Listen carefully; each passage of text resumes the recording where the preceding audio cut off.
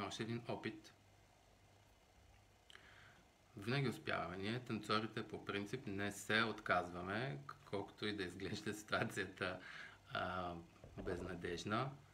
Трябва да запазим позитивна настройка и да продължим напред, докато не постигнем целта. Фани е пред нейното мобилно устройство и просто е въпрос на време да се осъществи връзката. Така че имайте малко търпение, за което благодаря. Ще си струва. Разговорът ще бъде много интересен. Още малко ще се опитаме. Ако не успеем, тук е обикновено това, което правим, тъй като се е случвало и друг път. Просто се прехвърляме в Инстаграм. И оттам почваме да правим Instagram Live и някакси там нещата се случват, не знам защо по-лесно. После ще го качим на Facebook, за да могат всички, които искат да го гледат. Очакваме Фани да се присъедини всеки момент. Фани.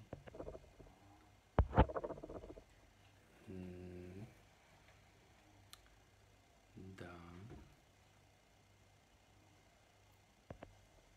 Виждаме, че е на линия.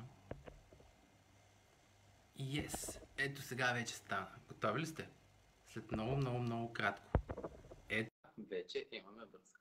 Затова е важно човек да не се отказва. На третия път стана. Ето. Здравейте! Здрасти. Ето, това на теб първият ти лайф. Аз не съм по технологиите, както виждаш, не съм много. Ма няма ти трябва да но успяхме. Много се радвам, че успяхме да се свържем и благодарим на тези, които изчакаха и се надяваме да се включат още хора. Ще ни бъде много интересен разговор, аз съм сигурен в това, защото ти си една от най-добрите танцорки български въобще, които са състезавали някога и това, че си имала толкова успешна кариера, мисля, че е много вдъхновяващо и ще бъде много полезно на танцорите, пък и не само, други, които ни гледат. Здрасти, Пацо! Да чуят твоята история. Ти също така не се връщаш май много често в България. Нямаш много досег с българските спортни танци, да? Напротив. Така ли? Да, но аз понеже не съм по технологиите и не много хора го знаят, аз допреди, да кажем, допреди да отворим нашото студио тук в Нью Йорк area, се връщах поне няколко пъти в годината. И винаги съм помагала. По принцип, ние сме от танцов клуб Варна и винаги сме се опитвали да помагаме на двойките и да работим с тях. Така че нямало е мое посещение аз да не вляза в залата в читалище Христо Ботев. Поне за 2 часа. Но просто не съм обявявала и аз работя с определени двойки и аз и не искам и да работя много, когато се прибера вкъщи, за да виждам семейството си, нали. Но да, допреди, да кажем, 4-5 години, аз всеки път е нямало време, в което аз да не съм си пакетирала танцовите обувки.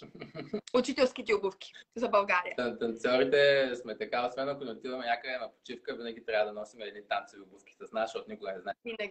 Винаги. Добре, много се радвам. Нека да започнем съвсем от начало. Твоя танцов път, да ми кажеш как всъщност стана така, че ти започна да танцуваш, къде, на колко години беше и какъв ти беше първия съзнателен спомен от срещата с спортните танци? Аз започнах да танцувам спортни танци на 7 години, доколкото се спомням. 7 или 8, мисля, че беше 7. Защото на такава възраст ти нямаш дълги спомени. Има някакви фракции от моменти, които са ми в съзнанието и са останали като experiences, като преживявания. Но да, започнах да танцувам, защото както всяко дете, което е на тази възраст, родителите му го записват на спорт. Футбол, танци, балет. Mm. И аз като много малка съм ходила навътре с краката. Mm. И затова майка ми ме записва на балет първо, когато съм била много малка, на 4-5 години. Просто за да почна да ходя нормално. И след това тя, ако познавате майка ми, Франциска Йорданова, който от Браша, нали, знае колко е амбициозна по принцип. И понеже винаги искала да има дъщеря, аз съм трето дете, най-малкото, бебето във фамилията, момиче. Винаги е искала дъщеря да се занимава с спортни танци, винаги ги е харесвала. Тя е била състезател също по спортна и художествена гимнастика, когато тя е била в тинейджерските години. И винаги го е харесвала този спорт. И така се записвам на танци, защото тя искаше да ме запише и тя беше секретар на читалището. Имаше възможността да покани добри треньори. И моята първа треньорка Ирина от Русе поканва, започва да работи в клуба. Аз започвам да съм в школите, така лека по лека. Започваме да ходим по състезания. Моят партньор Наско беше 4 глави по-висок от мен. И така, и след това, когато аз се запалвам повече и повече, и когато майка ми вижда, че от това нещо може да излезе нещо, и също самия клуб се разраства, тя реши да покани Наталия Чемодурова, треньор, който беше мисля, че тя беше в Бургас по това време. И започнахме да работим с нея. Тя се премести във Варна. Аз май избързах малко с историята. Но това са моите зачатия, нали, на моята кариера.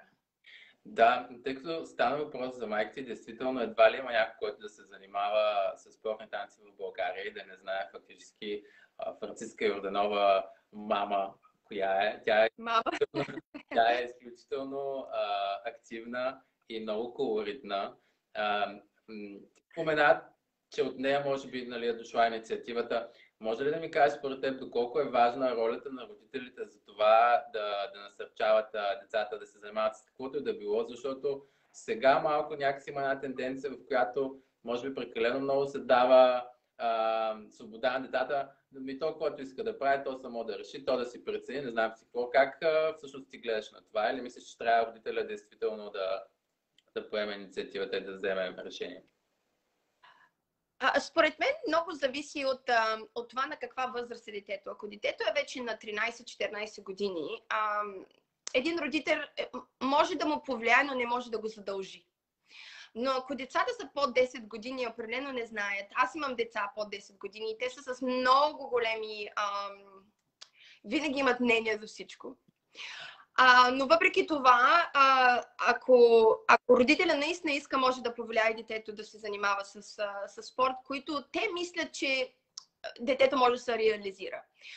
Ако виждам, че детето ми няма данни за футболист и иска само да стои да е вратар, сигурно това не е добра идея, добра кариера за детето. Но ако наистина има данни, нали, и също родителят трябва да е готов да поеме големи отговорности. Това са уроци, пътувания, репетиции до 11 вечерта. Нали? Но за всичко, което, както за всичко в живота, ако искаш да си успешен в нещо, винаги трябва от самото начало да си отдаден в него. И много зависи от семейството. Аз винаги съм имала семейство, което страхотно ме е поддържало. Майка ми, баща ми, имам 2 братя, които винаги са били зад гърба ми, никога не са ми пречили, което също е важно. Mm-hmm.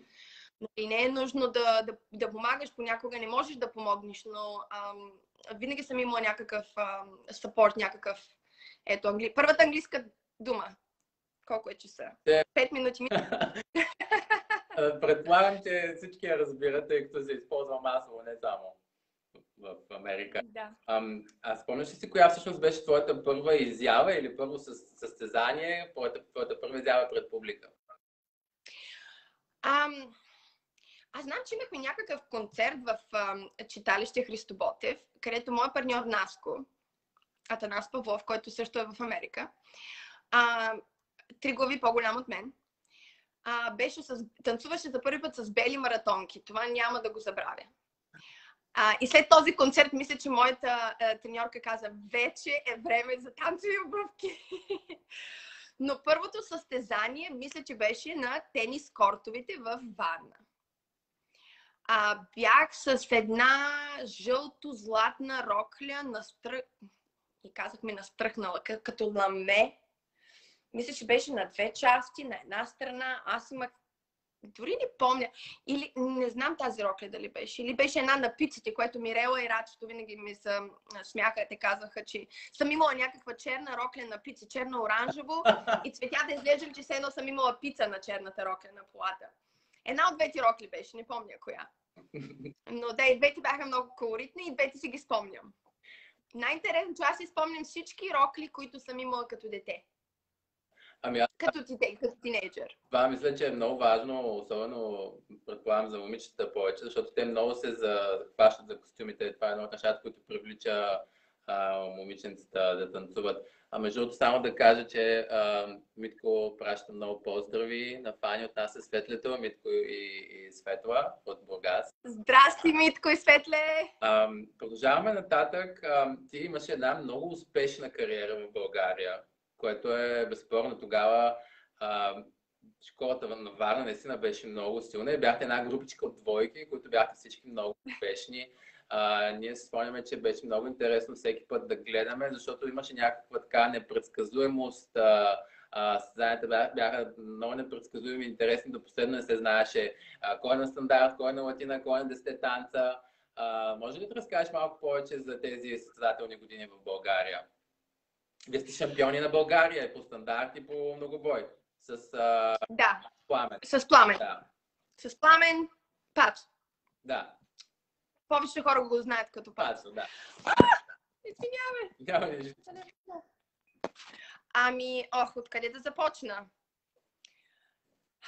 Състезателните години бяха много весели, защото ние бяхме в един много голям клуб и ние де-факто правихме... Аз бях бебито в групата. Наистина аз съм 7 години по-малка от Пламен. И когато ние започнахме да танцуваме заедно, аз бях на 15 години. И де-факто аз никога не съм танцувала младежи, юноша, under 21. Аз скочих веднага в аматьори. Което никога не ми е пречило. Аз дори не се замислях. Никога не съм искала да имам кариера в юниори, да имам кариера в under 21. Винаги съм искала да имам кариера в аматьори и професионалисти, защото това е кариерата, нали? И ако мога да дам съвет на много танцори, които се притесняват да танцуват с по-малки, по-големи от тях, мислете за бъдещето, не мислете за сега, защото 1 или 2 години минават много бързо. Независимо в коя категория се състезавате винаги, ако продължите, ще стигнете до аматьори. Времето тече, ние растем и най-дългия ви път и най-дългата ви кариера ще е при аматьори. Така че колкото по-рано скочите вътре, толкова по-добре. Така, за клуба говорихме, аз се отнасям винаги. За клуба ние всичко правихме заедно, въпреки че аз бях бебето в групата, Мирела, Рачето, Илиян, Цветито, те са много, много танцори, нали, Маги по това време беше при нас също, Пламен, Наско. Ние работихме заедно, тренирахме заедно, пътувахме заедно, излизахме заедно, работихме танцувахме по ресторанти заедно. Лятото, когато трябваше да събираме пари за нови костюми, за новия сезон. И просто атмосферата беше много приятна за работа. Всички бяхме много единни. Всеки си помагаше. Аз мисля, че това, не знам в момента как е в България, но малко мисля, че това се е загубило в клубовете в момента от това, което аз наблюдавам. Няма го това сплотение, няма го това, ние работим заедно към една цел, ако ние стигнем там, всички ще стигнем там. малко е само един за друг в момента.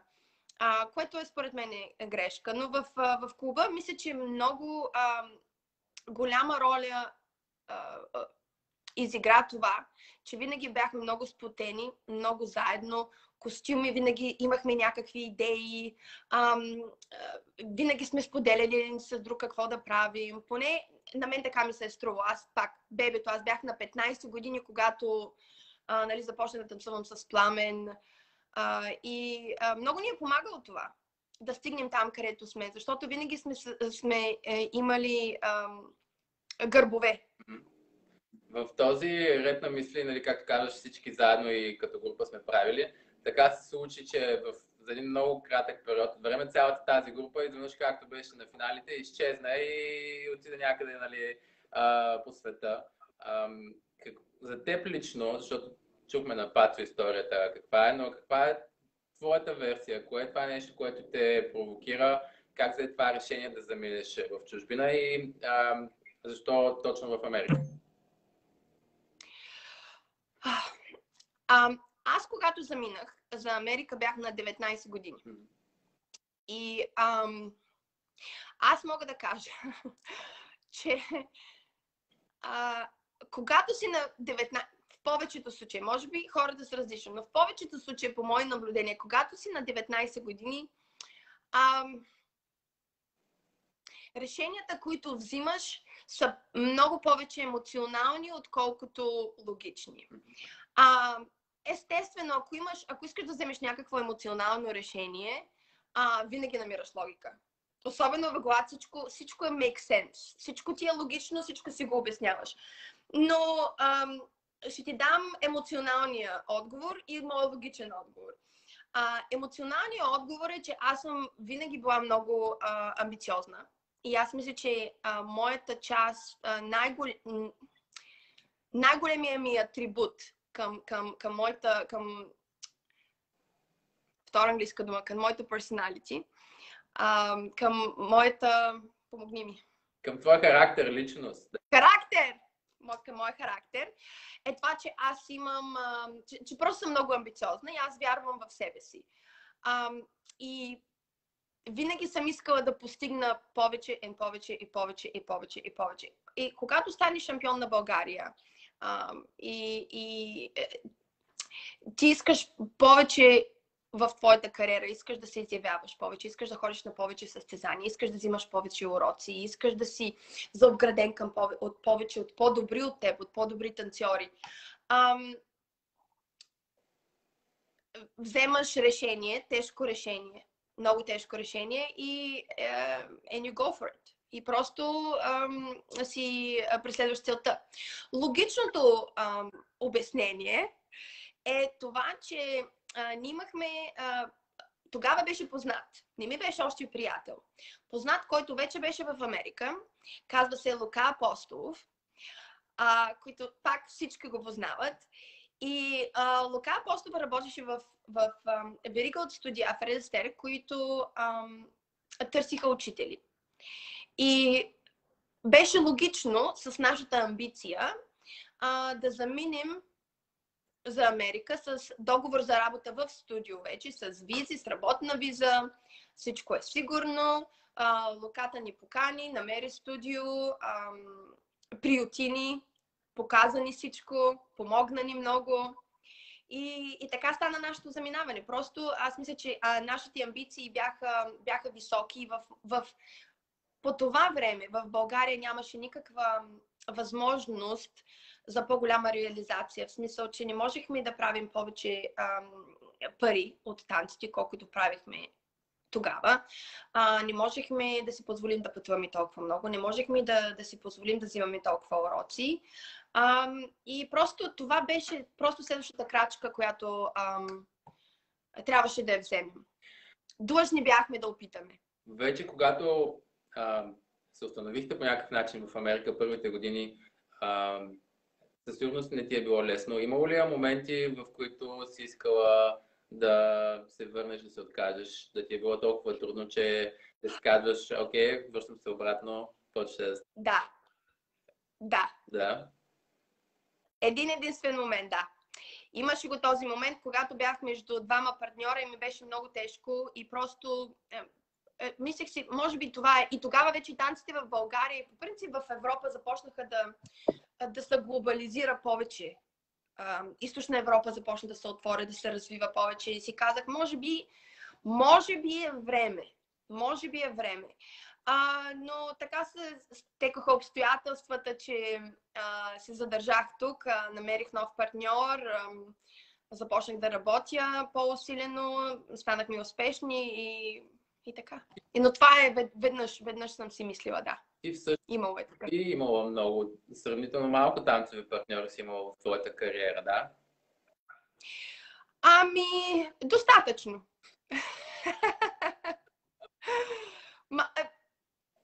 Аз мисля, че да, за годините, в които съм танцувала, да, малко. А сега малко по-танцови такива едни въпроси ще почнат. Да.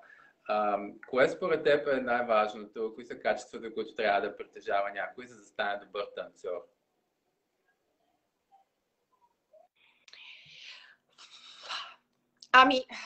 Това е много такъв личен, аз ще дам личен отговор, защото той няма един отговор на този въпрос. Зависи от толкова много фактори и от твоята заинтересованост, от твой характер. Ще кажа пак клишетата. Трябва да си работлив. Ако не си работлив, просто нищо, като всичко в живота, не можеш да си успешен в нищо. Аз затова си мисля, че по принцип успешните бизнесмени са успешни във всичко останало, което правят. Успешните танцори би трябвало да са успешни във всичко, което правят, защото ние имаме етикет на работа, който ти помага в много неща, по принцип. Но какво за успеха? Трябва да си работлив, трябва да го искаш и трябва да го... Това е пак клише, но наистина трябва да вярваш в себе си. Трябва да си... да знаеш какво искаш, не да знаеш какво не искаш. Защото много хора знаят какво не искат, но никой не знае какво е. Защото в момента, в който ти знаеш какво искаш, ти тръгваш към целта и ако си заобграден с хора около теб, на които можеш да вярваш, успехът ти ще бъдеш успешен. 100%. 100%. Стана въпрос преди малко за партньорите. Какво според тебе в твоя опит, който имаш, казвам, макар и не толкова голям, какво прави един партньор добър партньор? Какво иска една дама, стандартистка от партньора, така че да я предразположи, да я накара да се чувства добре и да танцува добре?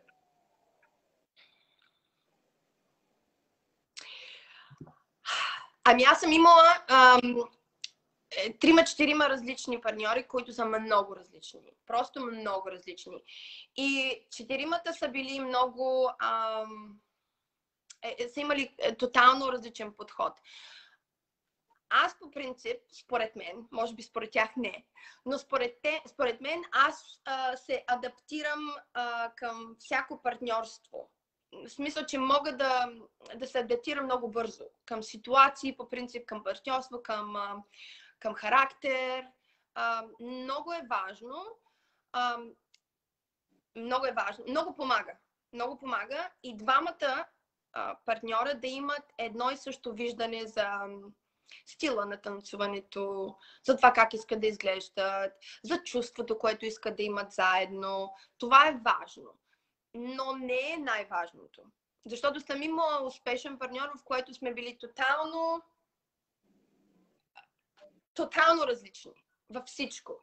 В стил, в подход, в обяснение, в абсолютно всичко. И пак съм имала много успешна кариера с този партньор. Какво дамите искат от партньора? Естествено, пак клишето е. Кавалера трябва да е достатъчно добър, за да покаже на една дама и да покаже. Дамата за да почувства какво иска кавалера, без да го казва. Да го покаже с тялото си, нали? Но аз съм стигнала от това, което аз съм това, което аз съм почувствала като дама и това, което съм почувствала като учител дама, е много важно кавалерът да е 100% confident, трябва да ми помогнеш. Да е уверен и сигурен в това, което иска да направи.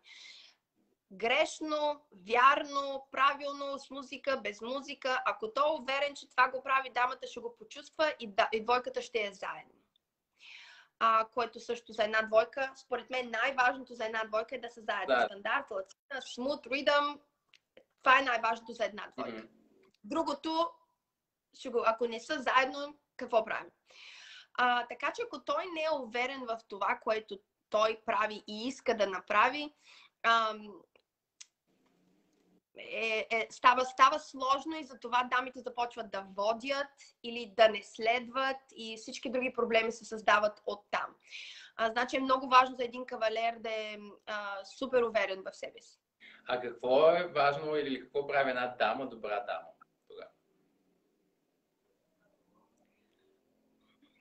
Добре, ще ти кажа клишето и ще ти кажа това, което аз наистина мисля. Значи клишето е да следва. Да. Но аз и като учител, аз не вярвам 100% на това една дама да следва. Аз не мисля, че трябва да са 50-50, 50 на 50. Аз мисля, че трябва да е 100 на 100. Кавалера трябва да си прави това, което той трябва да прави като танцор първо, след това като кавалер. След това като лидер, като водач. И една дама трябва да е 100% сигурна и да прави това, което като танцор. Това, което тя трябва да прави. И след това да става follower, нали, да следва. Но по принцип аз мисля, че само ние следваме в стандартните танци. Моето виждане е такова, че дамата следва кавалера, но следва само две неща, според мен. Следва тайминга, което е, нали, кога той ще тръгне, нали, кога ще ме поведе и колко. Всичко друго зависи от мен. А кои са танцорите, от които най-много си се вдъхновявала или имала ли си някакви танцови идоли? Да, един само. Окей. Пол Килик. Пол Килик, много интересно. Да, това беше моят танцов идол във веки веков, откакто не знам защо винаги съм харесвала Пол Килик и винаги съм имала някакъв афинитет. Не е бил най-добрият танцор или някой, който да е бил... не, той е, но нали, не беше световен шампион по време, когато нали, ние гледахме видеокасети. Да. Но той ми е бил най-големия. Следващия въпрос може да отговориш и за латина или за стандарт, няма значение. Ако трябва да подредиш твоя топ 3 на всички времена за любимите ти дами и кавалери, как ви изглежда? Ой, кавалери Пол Килик. Окей, първо място. Да, и просто имах някакъв афинитет. Той просто ме вдъхновяваше. Не толкова като идол, той просто ми даваше някакво вдъхновение, беше различен от всички останали. Да, винаги сме имали някакво привличане към някой, не можеш да го обясниш защо. Той беше нали, моят идол. Дами, Вибеке Тофт. Няма много идоли на стандарт в интерес на истината. Имам хора, които наистина сте ме вдъхновявали. Симона Франчело ме вдъхновяваше, Лорейн Барики ме вдъхновяваше, нали. Но идоли съм нямала на стандарт, като на латина. Окей. Да ни кажеш сега за твоята първа среща и как стана така, че започнахте да танцувате с Томас? Ти не ми го прати този въпрос. Дали? Чак да се подготвя по-добре. Въпроси, които са прави. Танцова среща или среща? Среща. Ако е била първа... Чакай да пия чайче. Пини си малко, да, преглътни. Значи, нашата първа среща се оказа, ние не се познавахме Good luck. Да, Томас пише. Ние не се познавахме в този период, но имаше един от най-големите състезания в света по това време беше, или третото по големина света състезание беше US Open. И беше в Майами, в голям хотел Fontainebleau. Ние точно тогава мисля, че се бяхме разделили с Пламен да танцуваме и аз отидох с Луката. И Пламен и Рачето танцуваха, мисля, че тази година Майами, но аз нямах партньор тогава и аз, Луката, Пламен и Рачето отидохме в Майами. Те танцуваха, а ние не. Има голям басейн, винаги имаше after party, огромен басейн, много хора, гледаш всички идоли свои в джапанки с цигари пред басейна и пред състезанието. Беше страхотно. Една от вечерите, аз и Рачето сме в басейна и аз виждам някой в далечината. И той влиза под водата, плува, изведнъж излиза пред мен и аз поглеждам и казвам, какъв е този? Какво ми се прави този? И нищо. И той както излезе така пред мен, влезе обратно и без нито една дума. 2 години по-късно ние имаме танцова проба в едно от студията, Dance New York. И пробваме, започваме да танцуваме заедно. Аз закъснях, той почти беше си тръгнал, защото метрото ми закъса под станцията под земята и не можех да му се обадя. Но, anyway, той, ако го интервюираш, някой трябва да го питаш него за неговата страна. Може. Как са се срещали. Може да има друга история, друго мнение. Питам но впоследствие като е плувал под водата е дошъл при теб и пък що си е тръгнал без нищо да каже. Това мога да го питам, например. Какво си е мислил тогава? Точно така. Да. Точно така. Да, наистина. Не съм се замислила аз да го питам. Както и да е. И започваме да танцуваме заедно и не знам как стана въпрос за този хотел и за Fontainebleau и се оказа, че ние сме били заедно в една година и сме били точно тази вечер в басейна, той с приятел, аз с приятелка и само се поглеждаме и казваме ти беше този, а той ти беше тази. И така, това беше нашата първа среща. Значи имало нещо там в този момент в басейна? Нещо в басейна, да. Дори без дума. Вярваш ли в съдбата? И да, и не. Okay. Аз мисля, че трябва да си предразположен към това, което Вселената ти праща около теб, но оптимално да избора е твой. Mm-hmm. Свободната воля. Той ти дава избори, той ти дава варианти и ти вече избираш, но не можеш да чакаш. Аз не съм от тези, които имат търпение. Аз не мога да чакам да стане нещо, което трябва да стане. Коя зодия си?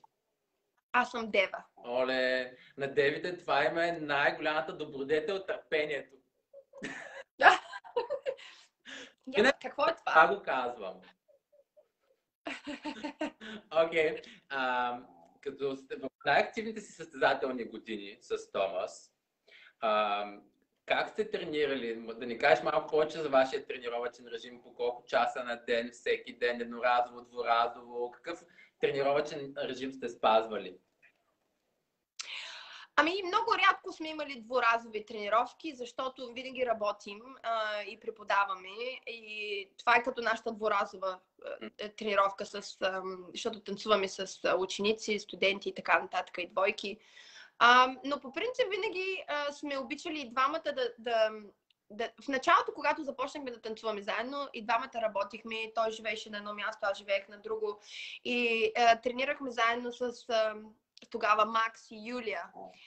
Те работиха в едно студио, живееха в една къща.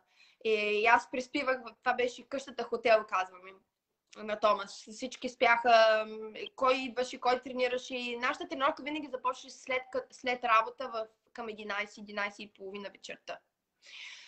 И продължаваше до 1. Но когато вече ние започнахме по-активно да се състезаваме, регулирахме си нашия график с студенти, работихме за нас, а не за студио, винаги сме предпочитали да танцуваме сутрин, когато имаш повече енергия. И вече след обед се отдаваш на работа и на преподаване. Но сутрин, най-вече сутрин. И по принцип аз ходих и имаше период. Не, винаги не имаше период, който аз ходих на фитнес. Значи сутрин ставах в 5:30-6 часа, отивах на фитнес, след това отивам на тренировка и така ми се започваше деня. Точно ще да питам дали си правила някакви други тренировки, освен чисто танцевете, и дали си спазвала някакъв специален хранителен режим. Не само да ти винаги си била елегантна и слаба, не за да си, а за да имаш... Защото винаги е имало режим. за да имаш примерно повече енергия, да се чувстваш по-добре. Имала ли си някаква специална диета? Диети винаги има всякакви. Особено в последните 10 години, когато има толкова вече много информация в медиите и правят толкова много проучвания, кое да ти даде енергия, как ще се подобриш кожата, как ще се подобриш мускулатурата в тялото. Съжалявам, че по време в началото, когато ние започнахме да танцуваме, нямаше такава информация. Какво сме яли, какво сме пили преди състезания, дори не се спомням. Яли ли сме нещо, пили ли сме, дори не се спомням. Но да, последните години знаеш вече какво. Ти намираш също какво работи за теб. Ти виждаш всичко, други какво правят, нали, пробваме това, учителите слушаме, виждаме други двойки световни шампиони какво правят. Подпитваш и си намираш това, което работи за теб. Да. Танцувала съм състезание на абсолютно празен стомах, танцувала съм състезание на абсолютно пълен стомах. И едното и другото не е хубаво. Но в смисъл за диети аз винаги съм искала да изглеждам добре, както и за танци, така и по принцип за останалата част от живота. И винаги съм гледала да се храня здравословно. Аз съм много лаки. Аз не харесвам храни, които са с много калории. В смисъл, не обичам много да ядам сладко, не обичам пържено. По принцип харесвам най-много салати. Това, което нали ми е... Ако се чувствам малко депресирана, искам да ям хляб. Но това е българската черта. Да. Без хляб не може. Аз сега се сещам, ще те върна малко периода ти в България, преди да продължим нататък за това, за което си говорим, че всъщност вие активно, мисля, че с Маги, участвахте в конкурси за красота. Дори мисля, че ти се беше класирала на Мис България. Няма много ясни спомени, но си спомням, че имахте такъв един период с конкурси за красота, да. Това беше много интересен период. Това беше период, в който конкурсите за красота, поне във Варна, не знам как е било в останалата част на България, но във Варна бяха много на мода. Естествено, винаги трябва да си на мода. И аз и Маги, участвахме в конкурси за красота.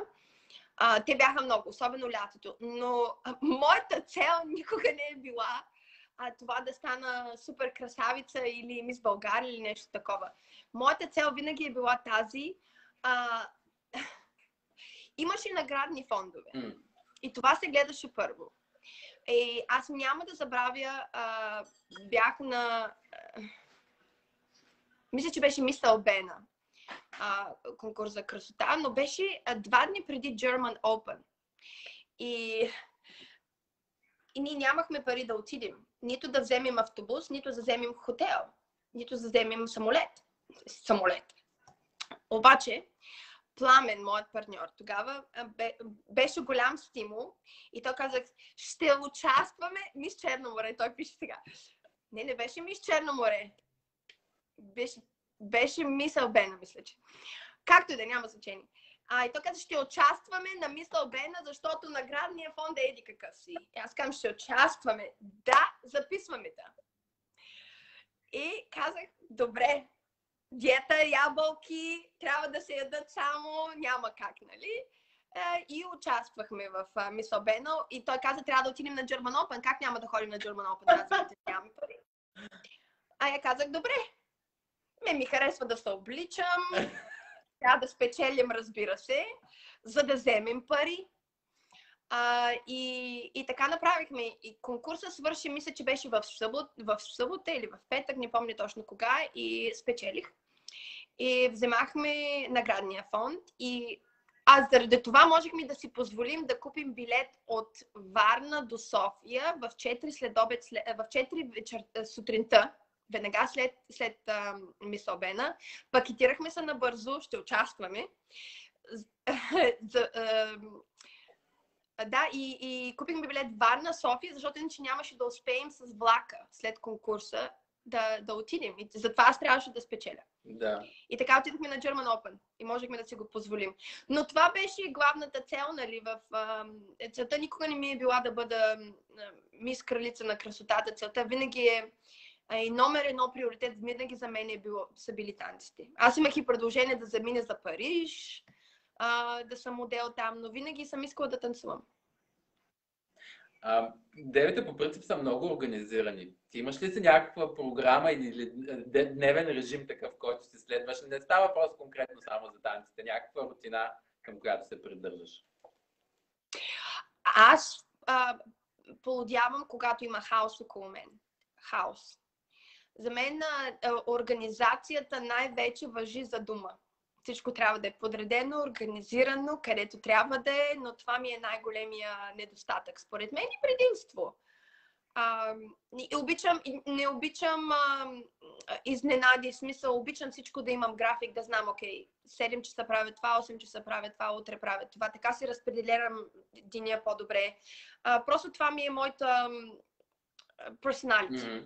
Okay. Така работя най-добра, когато имам повече структура и знам какво ме очаква. Добре, връщаме се към... Така че твоето интервю изобщо не ми влиза в моето personality. Защо? Защото бях стресирана. Какво ще ме питаш? Не, виж колко добре върви, много добре се получава и изключително много позитивни коментари. Има много любов. Живо се включи, Надя, виждаме, Пати участва, така че Варненската школа застъпва много силно.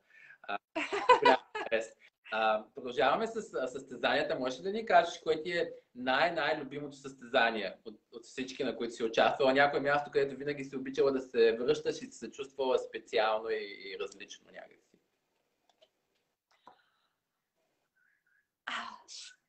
Ще започна с едно. Винаги съм обичала да танцувам в Пазарджик. От цял свят с Пазарджик?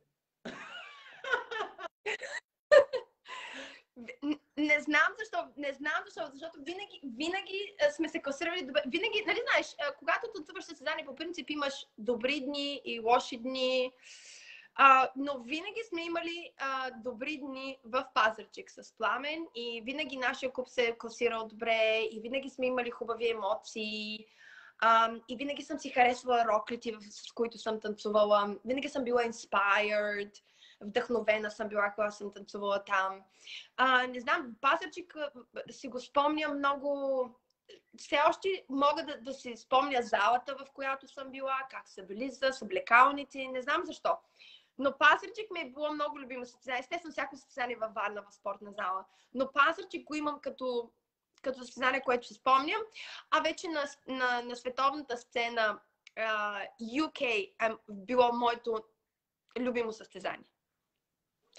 Може би защото когато израствахме във Варна, както ти сигурно знаеш, може да не знаеш, ние гледахме много касети с танци. И UK беше, UK Championship 93-та, ако се сещам, тогава беше тази касета. Тя просто вървеше от Стара Загора, Бургас, Варна. Стара Загора, Бургас, Варна. Тя се въртеше тази касета, по принцип. И понякога минаваше през Пловдив, през Луката. И тази касета просто ми беше като моята Библия. Аз бях научила всичко. Коментари, стандарт, латина, вариации, всичко.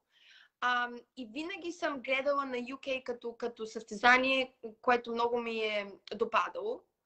И когато аз имах възможност да състезам в Blackpool, в UK, Германия, German Open, всички тези състезания, наистина реших, че UK ми допада най-много като състезание, компактно е, 3 дни, залата ми харесва, просто чувствах се най-добре в UK. В самия ден на състезанието, спазвала ли си някаква хронология, някакъв ритуал, как се подготвяш точно преди да излезеш на дансинга?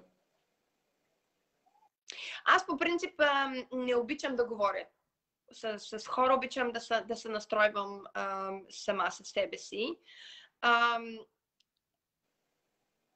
Мисля, че до последно, аз мисля, че това е дори здравословно, да кажа, нали, healthy. До последно имах стрес. Не можеш да преодолееш това да не си нервен, да не си стресиран, да не се притесниш, да нямаш притеснение.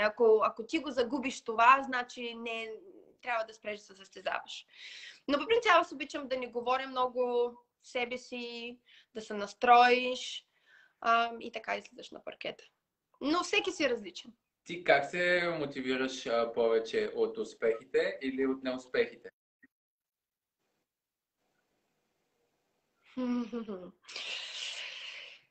От различни периоди от живота ми и двете са ми влияли по различен начин, но по принцип повече от успех. И аз мисля, че повечето от хората, повечето от спортистите естествено се амбицираш, защото за да постигнеш нещо, ти си работил толкова много, вложил си толкова много емоция, време, финанси, пот. Всичко това, което влагаме като спортисти по принцип. Така че ако ти си възнаграден, естествено, че те кара да се чувстваш добре и искаш да продължиш и си още по-мотивиран, нали? Но някои неуспехи зависи от тях и зависи къде си ти в периода на живота си. Някои неуспехи също са мотивирани много. Кой ти е всъщност най-трудният такъв момент, за който се сещаш? То не е един, те са много. В смисъл, те са различни по трудност също. Но най-трудният период е този, който ти казах, когато реших да се връщам ли, да не се ли връщам, какво да правя. Бях малко на кръстопът. Бях много с брадата надолу, но нещата станаха така. Аз ги направих да станат така, че да продължа напред и да продължа да се състезавам и го преодолях това. Но емоционално, психически беше труден период за мен, да. А кой ти е според теб най-големия успех? В кариерата. Защото най-големия ми успех е това да съм майка и съпруга. Мисля, че това е най-големия успех, който съм постигнала до сега. Но в танцовата си кариера най-големият ми успех, може би полуфинал на UK и финал на European Championship беше, но най-големият успех беше полуфинала в UK. Защото ние бяхме 10 дори, или влезли, бяхме много радостни и не го очаквахме изобщо. Това беше вече накрая, когато вече знаехме, че това е сигурно нашата последна година. Ние не взимахме уроци тогава. Концентрирахме се само от това как ние се чувстваме добре, как ние искаме да изглеждаме, просто взимахме нещата в свои ръце. И просто не бяхме сигурни дали това, което сме правили в тези последни 4-5 месеца преди състезанието, ще проработи без нито един урок. И се оказа, че бяхме прави. Проработи, влязахме на полуфинал, бяхме много... Просто защото бяхме изненадани. Ти със сигурност си работила с много известни топ треньори. Можеш ли да кажеш някой съвет или фраза, от когото си чула някоя фраза, която най-много ти е вдъхновила и ще запомниш за винаги ти е както лайт мотив? Аз не знам дали много хора ще асоциират с моята фраза, но аз имам фраза, която никога няма да я забравя. Това стана в началото в моята кариера в Америка с учител, който се казва Джон Киминс. Той тогава беше президент на Американската федерация по спортни танци. И той е много добър състезател. В момента е възрастен, не преподава толкова много. Но той винаги той има много знания. И също разликата е, той беше от... Аз съм имала и учители, имала съм и треньори. Има разлика. Той е бил един от моите учители по принцип. И фразата, която никога няма да я забравя, той ми каза: Put your feet in your shoes. И аз бях: какво? Put my feet in my shoes. И просто с тази фраза той ме накара аз да започвам да си използвам стъпалата. I don't know. Просто за мен това е останало в съзнанието ми и това ми е помогнало страхотно много. И аз съм повтаряла тази фраза на много мои ученички и мисля, че е повлияло само на 1% от тях. Така както на мене ми повлия. Така че, нали, това си е моя фраза, която ми е помогнала на мене. Но put your feet in your shoes. Интересно. Направо за мен направи най-голяма разлика в танцуването. Можеш ли да ми споделиш някоя много забавна случка от състезание или по принцип някакво танцуване?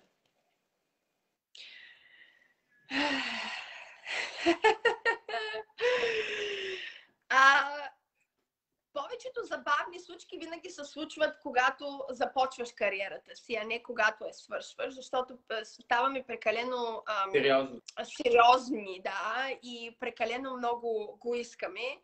И дори ти се спираш да се забавляваш в някой момент, защото го искаш толкова много и си вложил толкова много. Така че в началото на нашата кариера с Пламен, аз не знам той дали се сеща тази случка. Ходихме на състезания на европейски, понеже бяхме шампиони на България, световни. Но това беше в самото начало, когато аз бях на 15. Мисля, че беше европейско първенство или в Чехия, или в Полша, в някои от близките наши страни на стандарт. Да, беше на стандарт. И танцуваме първи кръг и сме с Наташа там.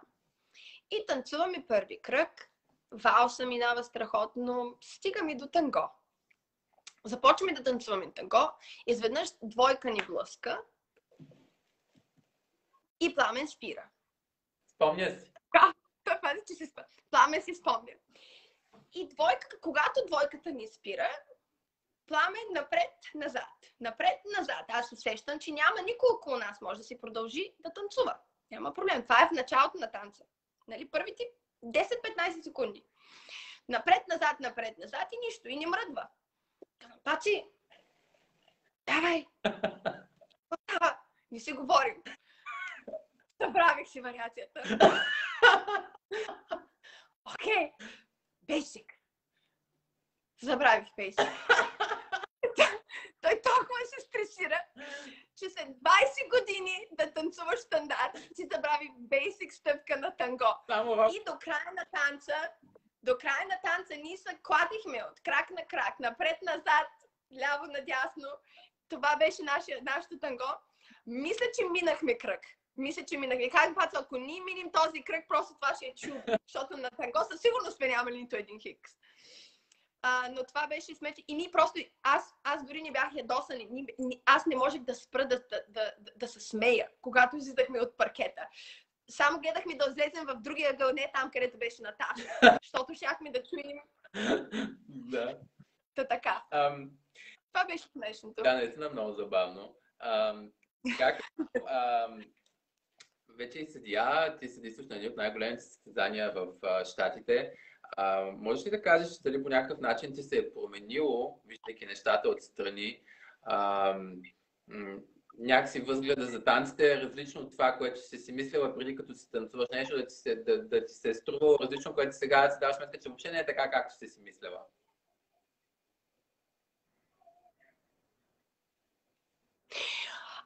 Аз винаги съм имала много голям респект към всички съдии.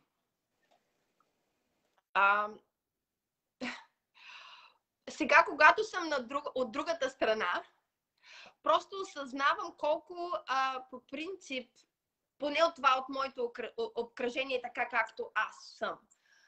По принцип, мисля, че съдиите са много по-благи и добронамерени към двойките, които съдействат, от това както чувстваш ти, когато ти танцуваш. И мен винаги това ми е било много стресиращо, нали? Кой ме е погледнал, особено Пламен. Пламен винаги, този ме гледаше, този не ме гледаше. Викам, как имаш време да виждаш в танца кой те гледа, кой не гледа? Аз не смея да ги погледна.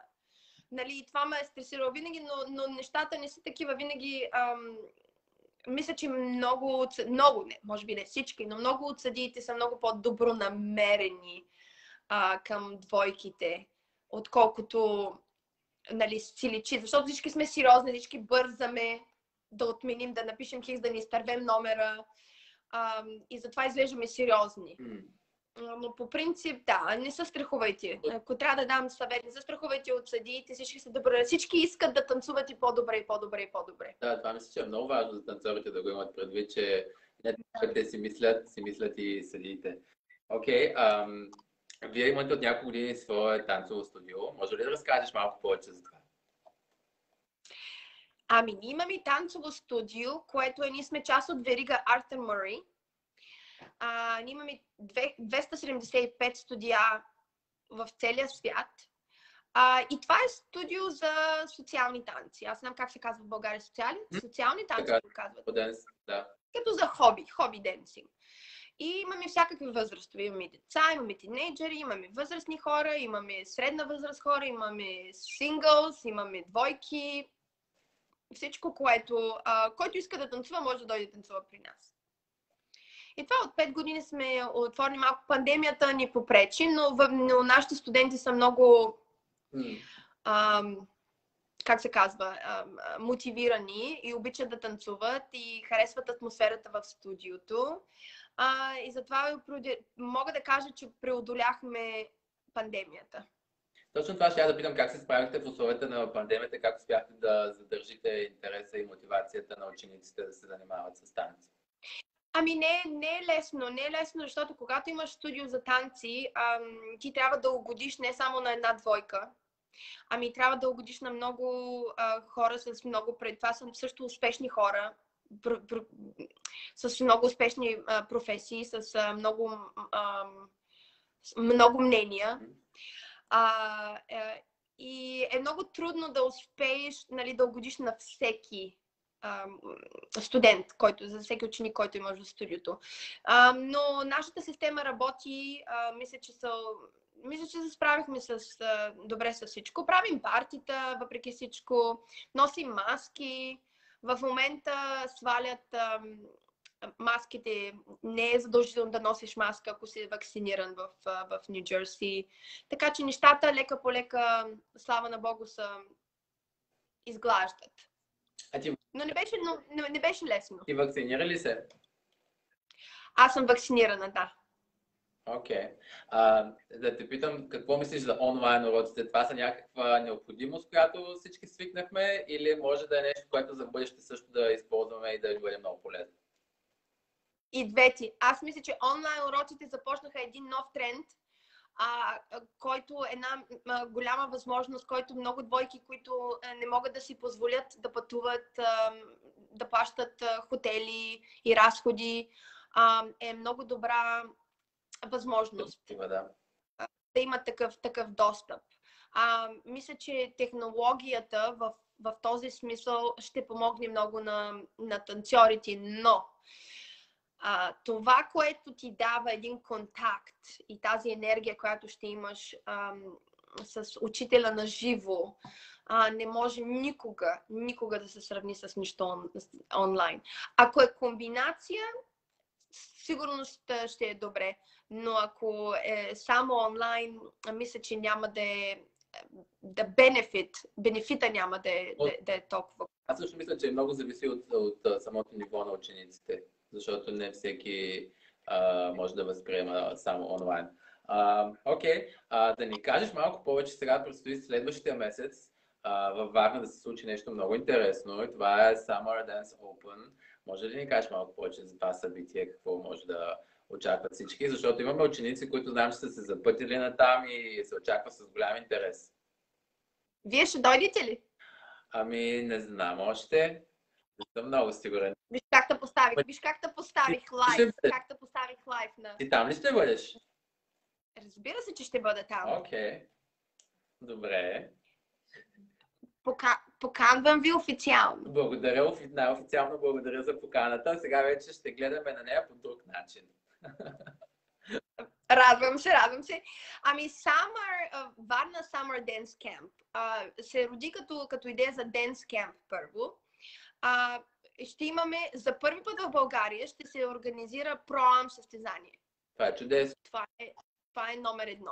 За първи път в България ще има категория, която се казва Smooth, което е легитимна категория в Русия вече официално, в Полша също, и това според мен също ще е една от бъдещите категории в света. Smooth и Rhythm ще са следващите две категории, които ще се прибавят според мен към нашите танци, защото са супер атрактивни,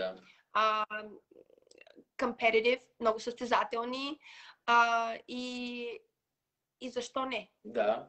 Колкото повече, по-добре. Да. Нали? Другото, което е този Summer Dance Camp, аз мисля, че в България по принцип никога е нямало такъв ивент, такова събитие, в което да има от такъв калибър състезатели, треньори, светила от нашите, от спортните танци. Това са Фабио Селми, това са Мирко Годзоли, Едита, Слави Крикливи и нашата Ина. Ще бъде една от звездите, които ще бъде там. Димитри Жарков. Мисля, че наведнъж на едно място никога сме нямали толкова светила, които да искат да шерват, да споделят. Да споделят тяхната пасия за танци и знанията. И ще бъде много интересно. Формата ще е не само с правят уроци, но формата ще е също с групови часове, с supervised practices, които им казваме ние, в които тези всички учители ще гледат, да кажем, как двойките симулират състезание, ще ходят, двойка ще помагат, ще говорят, ще ги насърчават. Ще е супер. Сутринта ще започваме с йога покрай морето, с стречинг. Имам страхотна професионалистка, която ще ни подготви за деня. Ще бъде един такъв танцов уикенд, който ще завърши със състезание в неделя. Всички тези категории. Аматьори, ще имаме професионалисти, ще имаме шоу програми, ще имаме проам и вечерта ще има гала концерт с национална телевизия в Летен театър Варна под звездите. И ще, според мен, страхотно. Звучи много. Надяваме се всичко с пътуването и с визите и с ваксините, с тестовете да го преодолеем, защото е много. Но изглежда, че всичко ще е наред. И след това трябва да преодолеем това времето да е хубаво да ни вали. И ще е перфектен уикенд. Точно така, звучи като един перфектен танцов уикенд. Наистина много вълнуващо танцово събитие. Призоваваме всички, които ни гледат и тези, които ще гледат записа, да влязат, да разгледат сайта, да потърсят повече информация и да се включат. Кои са хората, на които би искала да благодариш най-много, които най-много са те подкрепили по твоя път? Ами естествено, че трябва да кажа за моето семейство, защото без моето семейство и без подкрепата на майка ми, на баща ми, на братята ми, никога аз нямах да имам тази сила в себе си, за да съм толкова дълго в този бизнес, за да имаш сили, да вярваш толкова много в себе си ако нямаш този старт.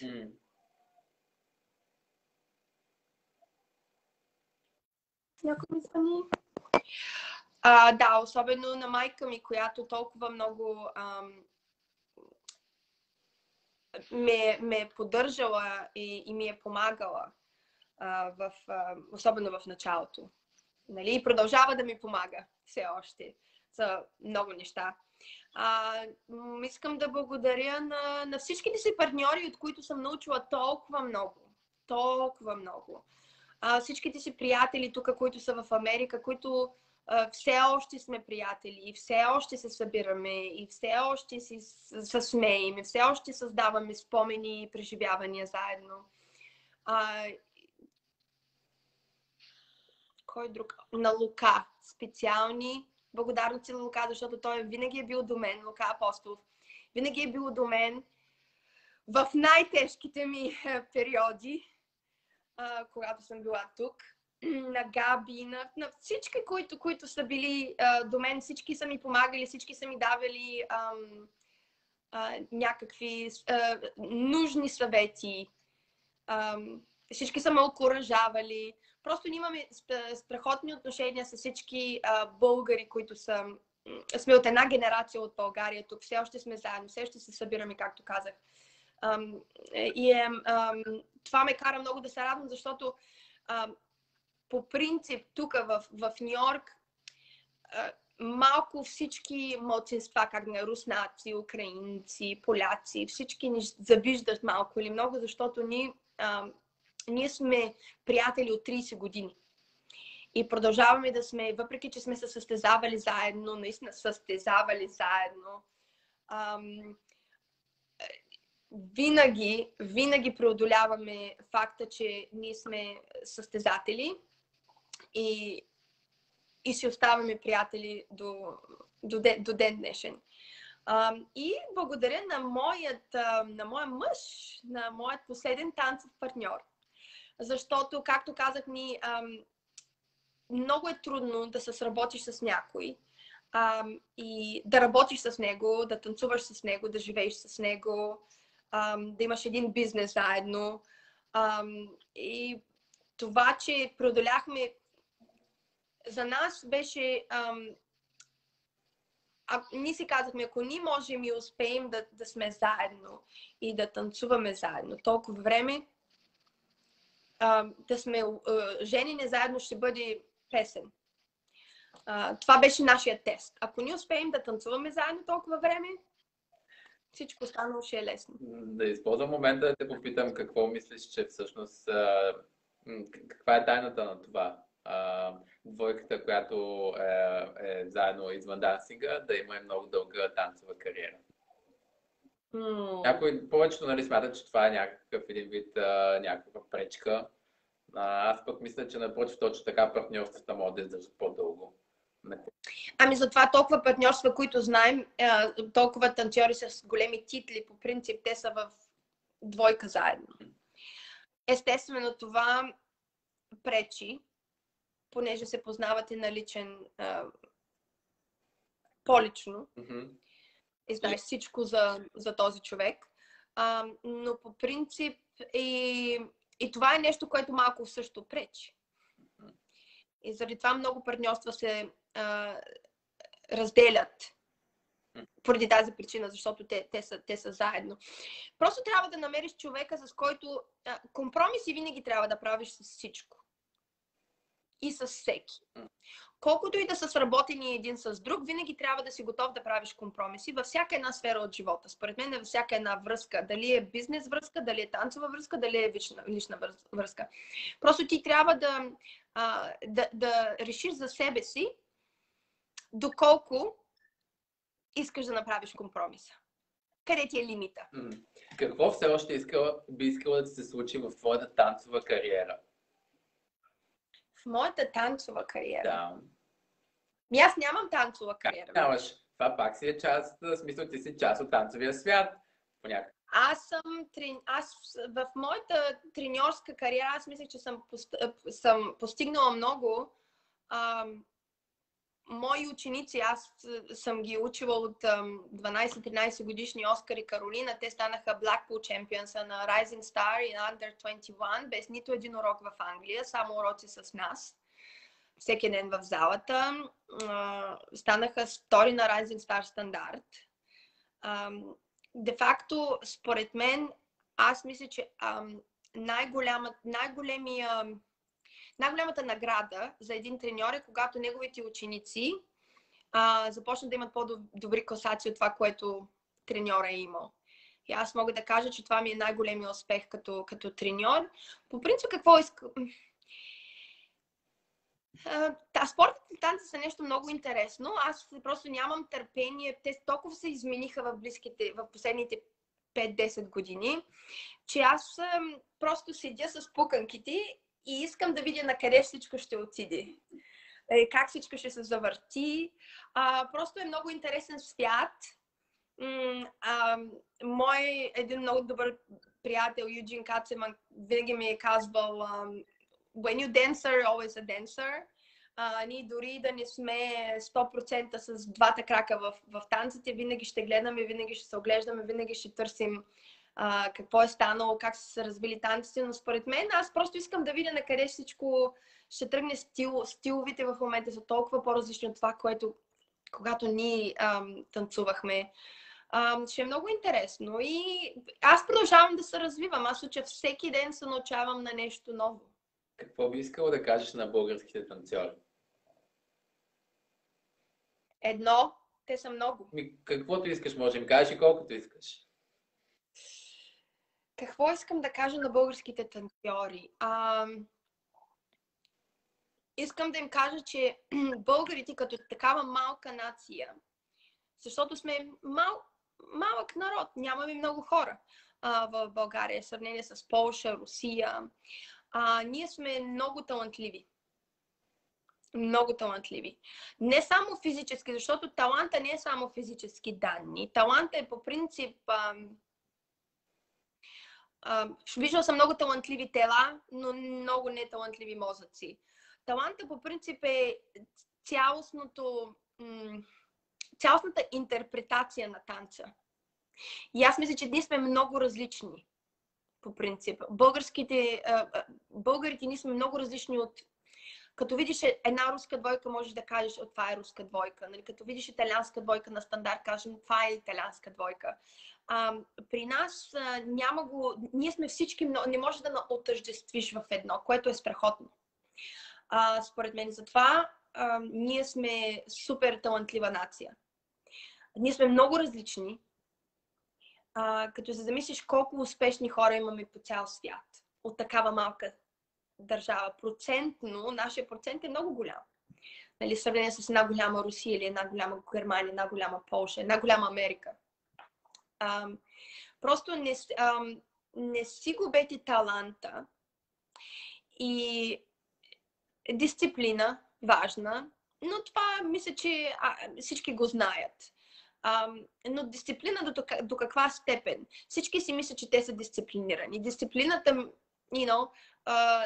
за един човек е едно, за друг човек е друга. Но дисциплина в такъв смисъл, че да си знаеш целта, да виждаш крайната точка и да продължиш. Това е дисциплина. Не е дисциплина да станеш сутринта в 5 часа. Естествено, това трябва да го правиш така или иначе. Физическата дисциплина. Но дисциплина на твоя мозък и как твоята цел. Ако можеш да вземеш една черта от българите, да дадеш на американците и обратно от една от американците на българите, то коя би било тя? От американците на българите самочувствие. Това е номер едно. Защото аз мисля, че на българите също им липсва малко самочувствие. Особено в сравнение с американците. Това е черта много важна за нашия спорт. Много важна за всичко, но много важна. Защото ако ти нямаш самочувствие, каквато и техника да имаш, какъвто и костюм да имаш, няма да отидеш надалече. А от българите на американци, така ли? Mm-hmm. От българите...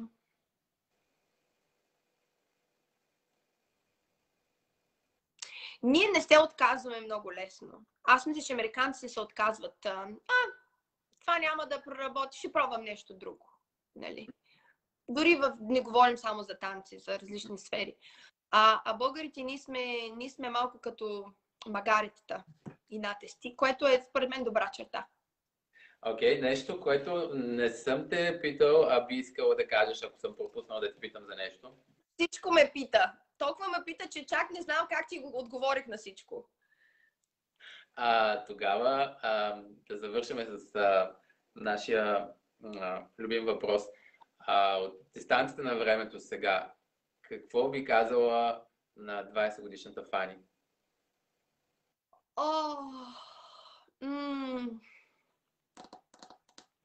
Бих казала, не се притеснявай, горе главата, със самочувствие. Чудесно звучи. Много ти... Да, и аз мисля, че това трябва да е мото на всички млади танцори в България. Горе главата, със самочувствие. Всичко ще стане. Много ти благодаря за тази среща. Беше ми изключително интересна. Аз съм сигурен, че на тези, които ни гледаха, и на тези, които ще ни гледат, ще им бъде много полезно, защото каза наистина много интересни неща, да могат да слушат внимателно и да вникват в съдържанието и на малките фрази. Ти си изключително зареждаща и позитивна. Надявам се да се срещаме все повече лично. Живот и здраве, може във Варна. 20 следващия. Ще се видим във Варна. Окей. Благодаря ти още веднъж. Успех и късмет ти желая.